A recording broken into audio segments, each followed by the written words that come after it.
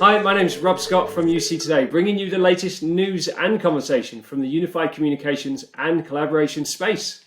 So today, I'm joined by three special guests, and we're going to be comparing Microsoft Teams, Yammer, and Viva, and how to choose the best solution for your business requirements. So welcome, everybody.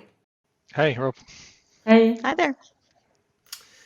Hello, everyone. So I'm excited about this session, but before we get started, how about we just do a quick round of introductions? Tell us a little bit about who you are and what you do for the company you work for. So, Tom, would you like to go first? Yeah, sure. Hey, Tom Arbuthnot, Principal Solutions Architect at Modality, and focused nearly 100% on Teams and mostly in bigger orgs, so tens of thousands to hundreds of thousands of users. Thanks, Tom. And Martina. Yeah, hey, my name is Martina Grom. I'm located in Vienna, Austria. I'm the CEO of atwork, and I'm a Microsoft 365 MVP as well as an Azure Security MVP and Microsoft Regional Director. And I mainly work with enterprise customers who are developing a strategy moving to the cloud and helping them secure their business and doing social things with them as well. Thanks, And Martina. hi everybody. I'm Amy Dolzine. I work at EY, very large, one of those large companies that Tom was mentioning. I work actually in our Microsoft practice, and I help our clients implement Microsoft 365 solutions, migrate to the cloud, as well as activating their use of Teams, Yammer, and all the things we'll be talking about today. So I'm also a Microsoft MVP for Office 365 apps and services. Great stuff. So thank you very much for joining me today. So lots happening in the Microsoft world. Teams is being deployed at a rate of knots, and Microsoft's new employee experience platform, Viva, has just recently been launched, and their enterprise social networking platform, Yammer, continues to get features rolled out month after month. So which one for what? That is the crux of today's conversation. So to kick things off, Martina, can we go to you first on this one? How popular is Yammer since Teams entered the Microsoft Office suite or the Microsoft 365 suite, and how do you best compare the two products? What do you think? So my best answer to that is Yammer has different use cases than it has with Teams. So when I talk with customers and explain them the difference between Teams and Yammer, and I got the question very often when Teams was launched, my customers who are already using Yammer said, should we now move on and disable Yammer and go into Teams because everyone is now using Teams? But the thing is, Yammer is for me a corporate-wide communication. And if you work in a larger environment and you have a lot of users, Yammer can scale and you have the whole organization covered with that. And my best answer for that is that Yammer is the universe of an organization from a communication perspective. And Teams is your neighborhood. Teams are the people you work on a day-by-day basis on projects, on specific topics, and so on.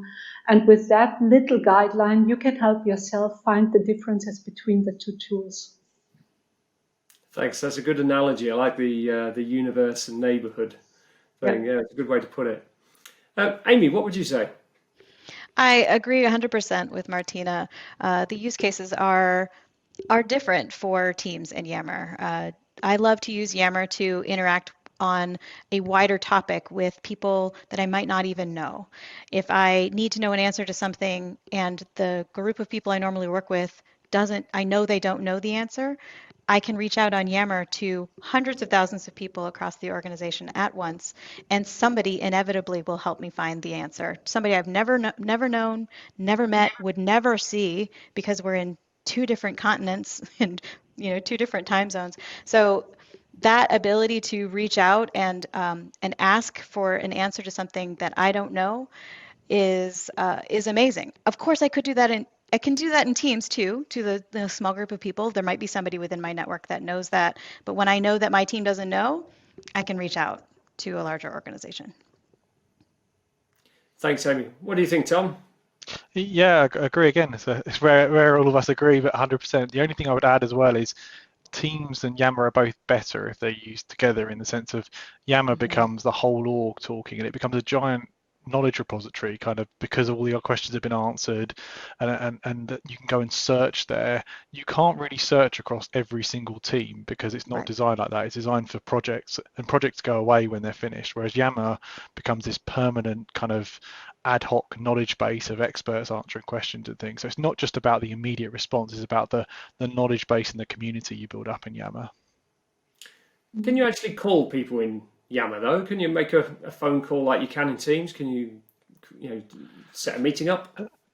Not really. I mean, it has direct messaging, so that overlaps with Teams a bit, but they're trying as much as possible to rationalize it down. So when you see a contact card in Yammer, it will be popping a Teams chat or a Teams communication, like a video call or an audio call. But there is direct messaging in Yammer still, which overlaps with Teams a little bit. And also, if you want to have the difference between the collaboration mode on Yammer and on Teams, it's not about calling or voice or video in Yammer. It's more about communication in a written sense, or posting videos to that, like you do it on a social channel, for instance. Sharing pictures or links to articles, things like that. It's essentially answering questions or having conversations in a written form.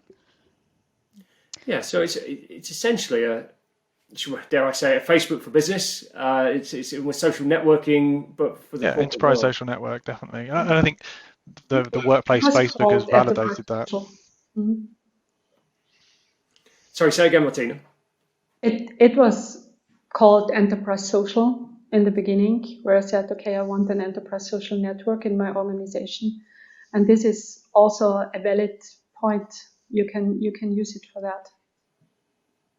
Great, and so now I believe you can also start, or you can launch Yammer within Teams. Is that correct? Yeah, as Tom was saying, it's great that the products work best when you use them together in an organization. So yes, you can add Yammer as an application on the left-hand side of your, like, the rail of Teams. So you can always get to your Yammer conversations. And once you do that, Yammer announcements and things start showing up in your Teams activities, which is so great, because now you don't have to leave Teams. You can still see Yammer. If you've got a team of people, like a help desk, or a team of people that's monitoring the specific rollout of a project, and they have a Yammer conversation going on, or a Yammer community about that topic, they can add that Yammer community as a tab right in their team and pay attention to like that community, and then they can have kind of side conversations on Teams before answering it in the wider community. So there's all kinds of ways to bring the wider organization back into your small team that you're working with every day. Great, thanks. And Teams certainly seems to be getting a lot of attention right now from an R&D perspective. I mean, I've never seen an application get developed so fast, and with significant features coming through.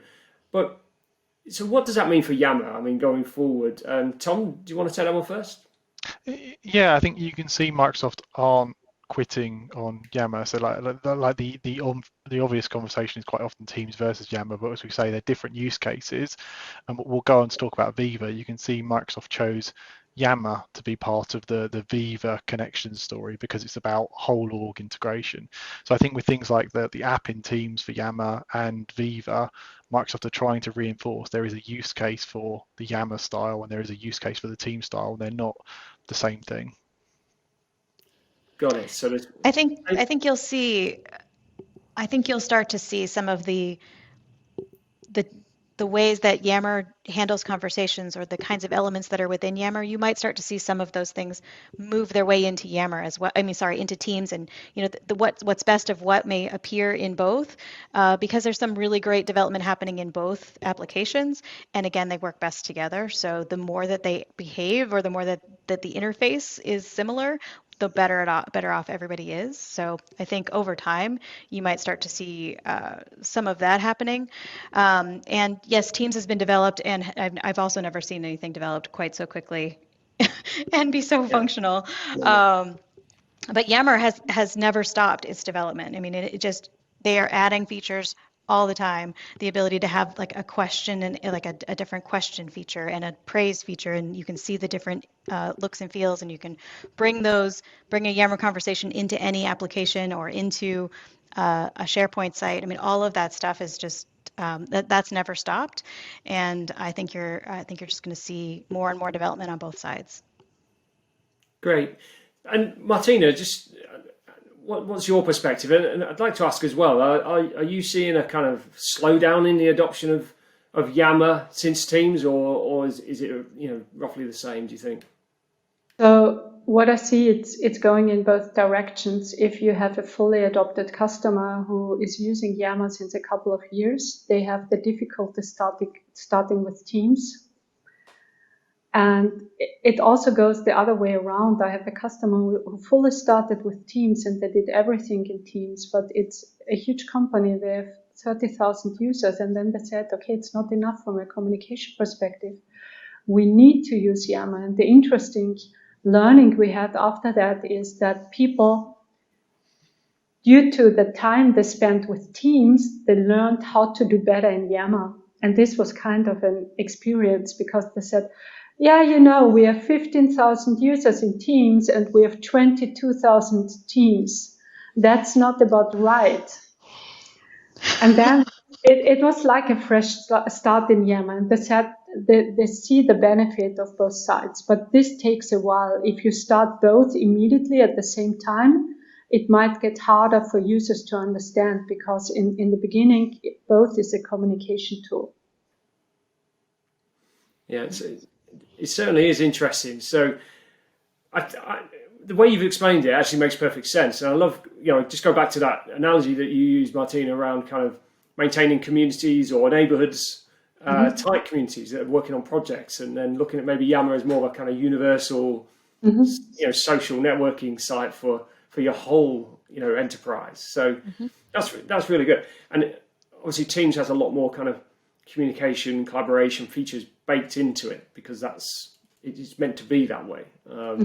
Versus Yammer's the harder one to get right at scale, I think, and maybe Amy on my team will disagree, but Yammer is a big cultural change for lots of orgs where they've been very hierarchical and we control comms. Going to anybody can post anything and anybody can see it is a much bigger jump than we move our projects from SharePoint to Teams and we have chat instead of email. So Teams, particularly with the pandemic, obviously a massive push in usage anyway, but Teams is a smaller cultural shift than Yammer where someone can mention the CEO and post anything. Like that's a huge cultural jump for lots of orgs. But I think potentially, even though I love Teams, I would argue getting Yammer right is more impactful than Teams in a lot of ways. Teams is making you more productive in doing the thing you're already doing. Yammer is making the whole org actually communicate and bond, hopefully. I think the important part is to be strategic and thoughtful in how you roll out any kind of tool like this to your organization. I mean, at EY, we've had Yammer for a really long time, since like 2012 or something, 2013. So we spent a lot of time getting it the way that we wanted it to be, and we were very strategic about the way we rolled it out, and we did think about things.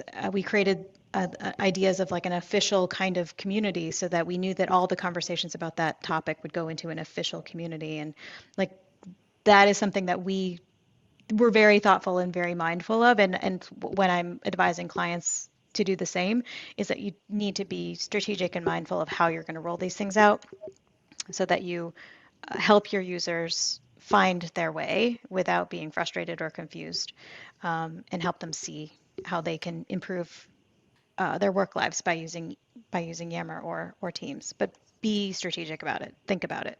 Don't just press the button and roll it out. Think about it.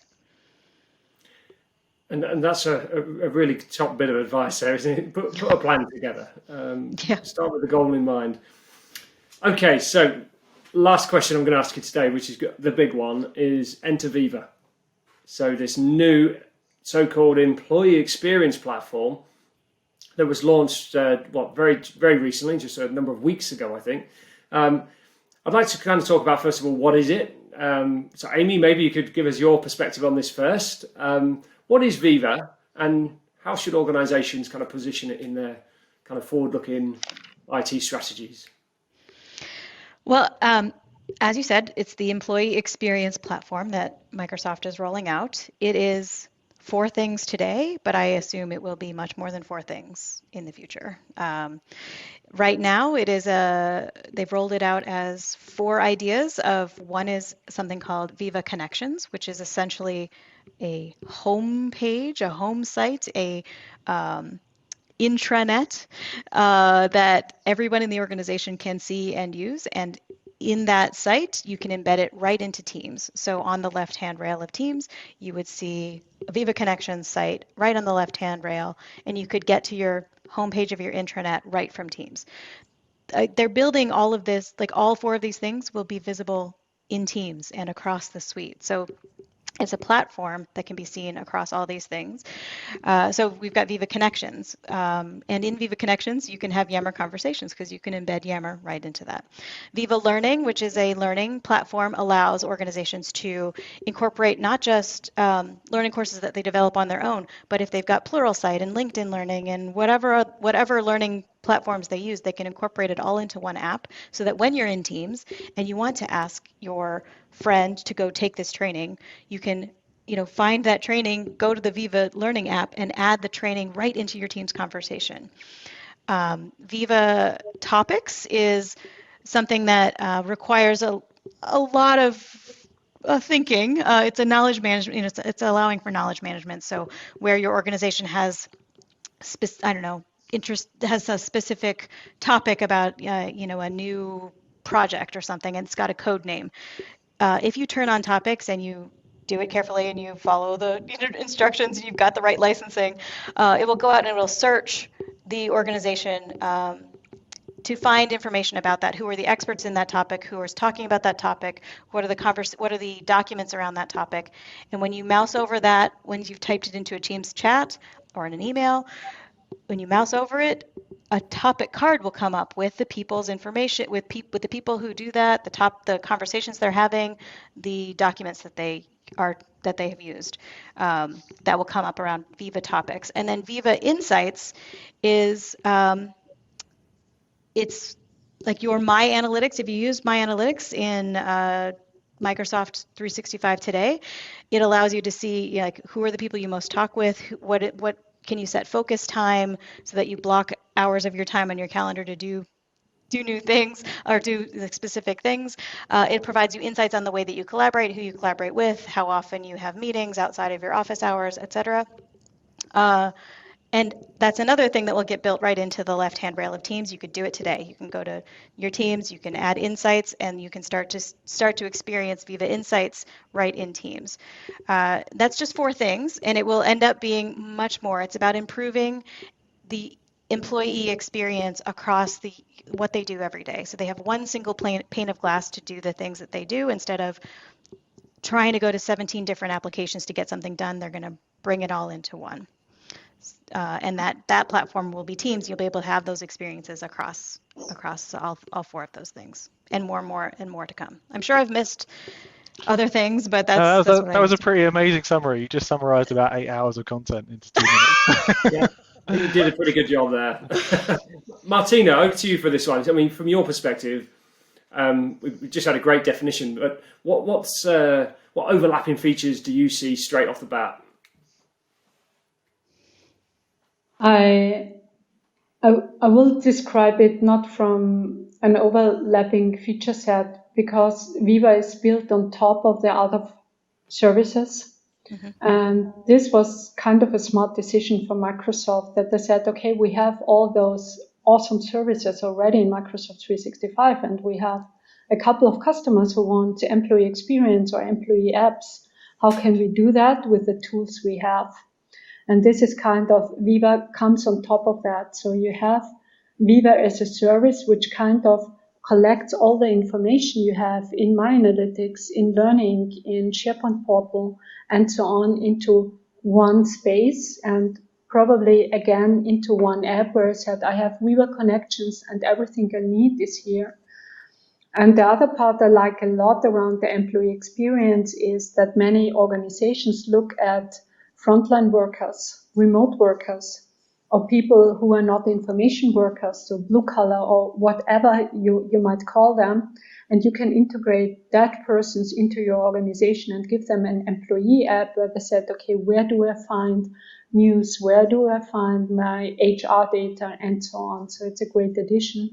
And I'm really excited that Microsoft moved forward, because it's not around we provide you office tools and do whatever you want with them. Is we provide you a valuable tool set and look at that and take it from that perspective. Interesting, Tom. From your perspective, you work with a lot of customers. How are they looking at Viva? Is it an IT responsibility, or is it a HR responsibility? Who deals with something like Viva within an organization? That's a great question. I think that's the crux of this. Is if you look at Viva, I mean, yes, there's lots of engineering being done, but it's bringing together tools we sort of had in the box. It's SharePoint intranets, only we can't call them intranets because that's not sexy. It's Yammer on the intranet. It's workplace analytics and my analytics, but with third-party integration. Topics is really Project Cortex. Like, these were techs that existed, but they were marketed to IT and existing SharePoint teams and stuff. I think what Microsoft done with Viva is says we're talking to HR, we're talking to business change, we're talking to people managers, we're not talking to IT at all, really. Yes, IT might flick the buttons to turn it on, but this is not an IT conversation at all. And that's where I think they've been super smart. Is the whole story is about people and HR and people management and optimization, not about the tools. The tools in Viva might well change over time, but we're building tools to help you manage and optimize people's experience, not here's another SharePoint product or another Teams product. And I think that's the genius of it, is the repositioning and remarketing of some stuff. There is some new stuff in there, but mostly it's about, hey, global HR officer, this is a conversation for you, not for IT. Yes, and I just hope, my hope is that we someday get away from having to compare these applications against one another or put them against one another, because I've always said that the strength of Microsoft 365 is the fact that all the applications work together. And when organizations realize that and they start to build on the amazing tools that they have and they bring all those things together, their employees will appreciate it, because they can get to all their things and they can have all their conversations and they can reach all their people and they can find all their documents. And that's like amazing. That, I mean, in today's world, that is just, it's something that people absolutely want and need. And to have this Viva platform as the way that they're going to be rolling this out is just, I think, really great. I'm very excited about it. Yeah, absolutely. And certainly from my perspective, what is common across all these platforms is that the desire to communicate on these platforms. So whether it's chat, meetings, calling, baking kind of some of those Microsoft Teams capabilities into these other applications just makes sense, right? And being able to kind of talk to someone across a Word document is something that 10 years ago was almost unheard of, but I find it invaluable day to day now. So it's certainly communication is the common theme, isn't it? It's been super speaking to you today, all of you. I think lots of insights there about these three major products from Microsoft. So thank you very much for your time today. Thanks, Rob. Thank you.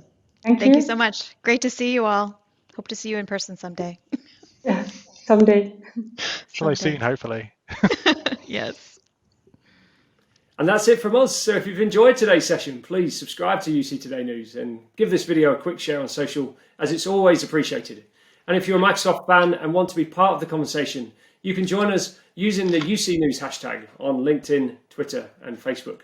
And our social links are in the description. So I'm Rob Scott from UC Today. Thanks for watching.